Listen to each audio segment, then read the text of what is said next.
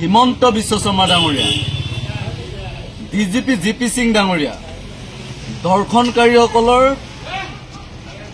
উচিত উত্তৰ হ'ব লাগে এনকাউণ্টাৰ আৰু ৰাজপথত একেলোকক গুদিয়াই মাৰিব লাগে। আমি এইটো বিচাৰোঁ যে দৰ্শনকাৰীসকলক আজি যেনেজনে এজন দৰ্শনকাৰী পুখুৰীত জঁপিয়াই একেলোকে ইনভেষ্টিগেশ্যনৰ কাৰণে অনা অৱস্থাত পুলিচৰ সুৰুঙা লৈ যে পুখুৰীত মৰি গৈছে, এইটো ভাল লগা নাই আমাৰ কাৰণে। পুখুৰীত মৰি আত্মহত্যাৰ নিচিনা এটা ৰূপ দিয়াৰ নিচিনা দেখাইছে নহয় জানো। কিন্তু আমি বিচাৰিছোঁ কি দৰ্শনকাৰীসকলৰ ঠিকনা ৰাজপথত একেলোকক খেদি অন ভিডিঅ' ৰেকৰ্ড কৰি অন লাইভ কৰি একেলোকক শ্বুট কৰিব লাগে, গুলিয়াব লাগে, নহ'লে এই লোৱা গৰম কৰি একেলোকক ভৰাই দিব লাগে। আৰু তেনেকৈ কৰিলেহে এই ৰেপিষ্টসকল ইয়াৰ পৰা কমিব অসমৰ পৰা। আজি বছৰত 24টাকৈ ধৰ্ষণকাৰী হৈছে, কিয়ৰ কাৰণে হৈছে আমাৰ প্ৰশ্ন। এই ৰেপিষ্টসকলৰ উচিত শাস্তি নোপোৱাৰ কাৰণে এনেধৰণে আমাৰ হাই মাতৃসকলক, আমাৰ ভণ্টিসকলক এনেধৰণে সুৰক্ষিত নোহোৱা হৈছে।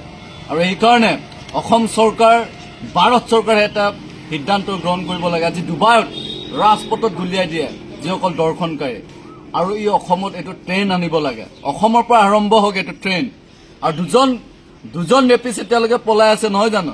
এই দুজন ৰেপিষ্টক ডিঙৰ আমাৰ ভণ্টিজনীক যে যেনেধৰণে জঘন্য অপৰাধ কৰিছিলে, এই দুজনৰ পৰা আৰম্ভ কৰা আৰু এই দুজনে লাষ্ট ৰেপিষ্টৰ ইয়াত নাম থকাকে কৰক, যে একেলোকক গুলিয়াই ৰদ আপোনালোকে গৰম কৰক নহয়, এনেকুৱা কেনেকুৱা পৰাই দিয়ক আৰু শ্বুট কৰি দিয়ক একেলোকক, আৰু অন ভিডিঅ' কৰি একেলোকে শেষ কৰি দিব লাগে। আৰু তেতিয়াই ইমানে ভিডিঅ' ভাইৰেল হ'ব যে দ্বিতীয় এজন ৰেপিষ্ট অসমত আৰু সৃষ্টি নহয়। হিমন্ত বিশ্ব শৰ্মা ডাঙৰীয়া, ডিজিপি জিপি সিং ডাঙৰীয়া দৰ্শনকাৰীসকলৰ উচিত উত্তৰ হ'ব লাগে এনকাউণ্টাৰ আৰু ৰাজপথত একেলোকক গুদিয়াই মাৰিব লাগে। আমি এইটো বিচাৰোঁ যে দৰ্শনকাৰীসকলক আজি যেনেজনে এজন দৰ্শনকাৰী পুখুৰীত জঁপিয়াই একেলোকে ইনভেষ্টিগেশ্যনৰ কাৰণে অনা অৱস্থাত পুলিচৰ সুৰুঙা লৈ যে পুখুৰীত মৰি গৈছে, এইটো ভাল লগা নাই আমাৰ কাৰণে।